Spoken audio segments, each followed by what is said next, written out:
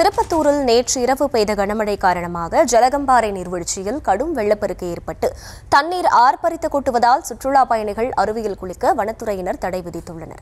கூடுதல் விவரங்களை செய்தியாளர் நித்யானந்தன் வழங்க கேட்கலாம். நித்யானந்தன், வணக்கம். களத்தகவல்கள்.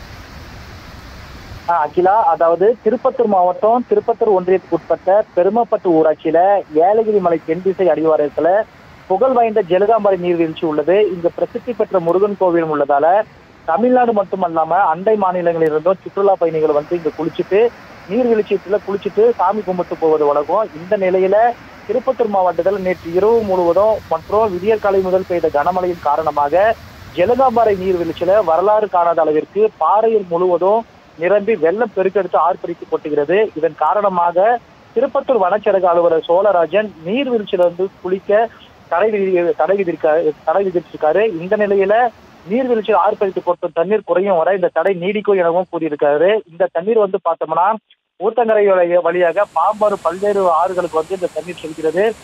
மேலும் பார்த்தோம்னா நீர்வீழ்ச்சியில் தண்ணீர் பெருக்கெடுத்து ஓடுவதால ஊர் பொதுமக்கள் மற்றும் விவசாயிகள் வந்து மகிழ்ச்சி அடைஞ்சிருக்காங்க. மேலும் நீர்நிலையின் அருகே பொதுமக்கள் செல்ல வேண்டாம் எனவும் மாவட்ட நிர்வாக சார்பில் வந்து அறிவுறுத்தப்பட்டிருக்குது. அகிலா,